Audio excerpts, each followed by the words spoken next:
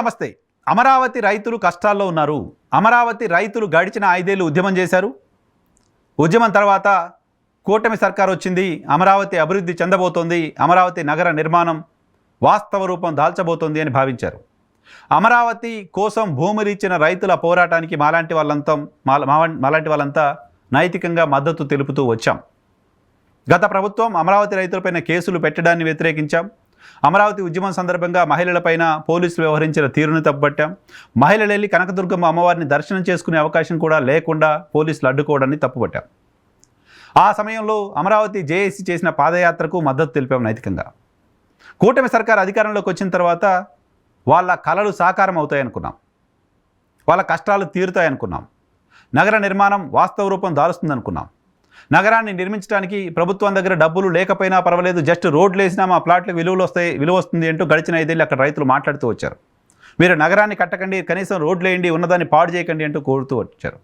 So ఇప్పుడు ప్రభుత్వం వచ్చి 30,000 కోట్లు 40,000 కోట్లకు టెండర్లు పిలిచామని చెప్పి ప్రభుత్వం ఏర్పడి 15 ఏళ్ళు గడిచిన తర్వాత కూడా ఈరోజు ఏ ఒక్క అమరావతి ప్రాంతానికి సంబంధించిన రైతు కూడా ధైర్యంగా ఇక్కడ రాజధాని నిర్మాణం పూర్తవుతుంది, మన ప్లాట్లకు రేట్లు వస్తాయి, మనం చేసిన పోరాటం ఫలించింది అని భావిస్తున్నాడా లేదా ప్రభుత్వం ఒకసారి ఆలోచన చేయాలి. ఓ పక్క వాళ్ళ ఆందోళన అలా ఉండగా మళ్ళీ అదనపు భూసేకరణ పేరుతో వాళ్ళ గుండెల్లో గుబులు పుట్టించారు, ఆందోళన రేకెత్తించింది ప్రభుత్వం. ప్రస్తుతానికి దాన్ని పక్కన పెట్టినా రేపో మాపో అదనపు భూసేకరణ చేయబోతోంది ప్రభుత్వం ఖచ్చితంగా. పట్టాలు ఇచ్చారు, భూమిని అదే అని చూపించారు, దానికి పోవడానికి దారి లేదు. అది డెవలప్ చేస్తారో లేదో తెలియదు, ఎప్పుడు డెవలప్ చేస్తారో లేదో తెలియదు. దాన్ని తీసిపోయి బ్యాంకులో పెడితే అప్పుడు బ్యాంకులో లోన్లు ఇవ్వట్లేదు.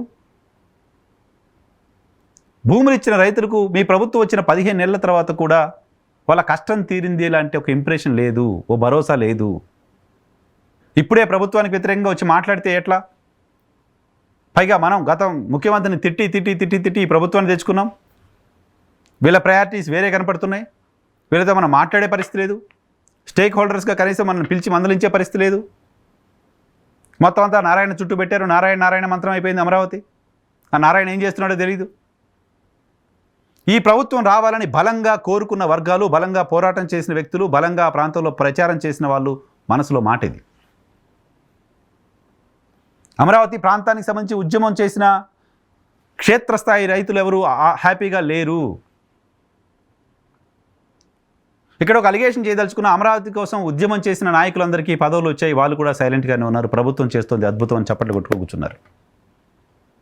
ఈ మొత్తం పరిణామాల మధ్య భారతీయ జనతా పార్టీ ఎమ్మెల్యే గడిచిన 5 ఏళ్ళు అమరావతి కోసం రైతులు చేస్తున్న ఉద్యమానికి నైతికంగా మద్దతు ఇవ్వడం మాత్రమే కాదు, లీగల్గా వాళ్ళు చేస్తున్న పోరాటానికి మద్దతు ఇచ్చి అనేక కేసులు వేయించి ఆ కేసుల ద్వారా కోర్టులో పోరాటం చేసిన వ్యక్తి సుజనా చౌదరి ప్రస్తుతం భారతీయ జనతా పార్టీకి సంబంధించిన ఎమ్మెల్యే ఈరోజు అసెంబ్లీ వేదికగా వాళ్ళ గోడు వినిపించారు. ఆయన అమరావతి రైతులు సంతోషంగా లేరు. ప్రభుత్వం వచ్చిన 15 నెలల తర్వాత కూడా అమరావతిలో ఏదో జరుగుతుందనో, మా ప్లాట్లు మాకు వస్తాయనో, మా ప్లాట్లకు రేట్లు పెరుగుతాయనో, ఇక్కడ భూములకు ధరలు వస్తాయనో, మాకు ప్రభుత్వం ఇచ్చిన హామీని నెరవేరుస్తుందనో ఎవరు భావించలేకపోతున్నారు.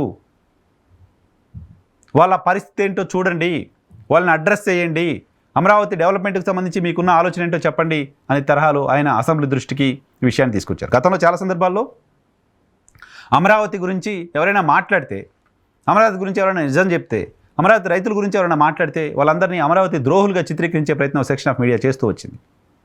ఈరోజు భారతీయ జనతా పార్టీకి సంబంధించిన ఒక ఎమ్మెల్యే అమరావతి ఉద్యమానికి అన్ని రకాలుగా అండదండలు అందించిన ఒక నాయకుడు అసెంబ్లీ వేదికగా అమరావతిలో మీరు చేస్తోందేం లేదు, అక్కడ రైతులు ఆందోళనలో ఉన్నారని చెప్తే ఇప్పటికైనా ప్రభుత్వం గమనించండి, ఇప్పటికైనా ప్రభుత్వం వాస్తవంలోకి రండి, ఇప్పటికైనా ప్రభుత్వం ఫస్ట్ ఆ రైతులకు సంబంధించిన సమస్య అడ్రస్ చేయండి. అమరావతి ఉద్యమానికి, అమరావతి పోరాటానికి రాష్ట్ర వ్యాప్తంగా మద్దతు రావడానికి కారణం అక్కడ రాజధాని లేకుండా చేస్తున్నారనే విషయం కంటే కూడా అక్కడ రైతులను ప్రభుత్వం వేధిస్తోంది, అక్కడ రైతులకు అన్యాయం చేస్తోంది.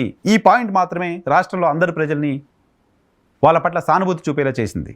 ఇప్పుడు అదే రైతులు అదే పరిస్థితిలో ఉన్నారు, సంతోషంగా లేరు అనే మాట ఈ ప్రభుత్వానికి శోభనివ్వదు, ఈ ప్రభుత్వానికి మంచి చేయదు, ఈ ప్రభుత్వం సరైన రూట్లో వెళ్తుంది అని అనిపించట్లేదు. కాబట్టి సుజనా చౌదరి కూటమికి సంబంధించిన ఎమ్మెల్యే అసెంబ్లీ వేదికగా చెప్పిన తర్వాత అయినా ప్రభుత్వంలో చలనం రావాలి, అమరావతి రైతుల సమస్యలు పరిష్కారం కావాలి, అమరావతి రైతులకు ప్రభుత్వం ఇచ్చిన మాట నిజం కావాలి అని కోరుకుందాం.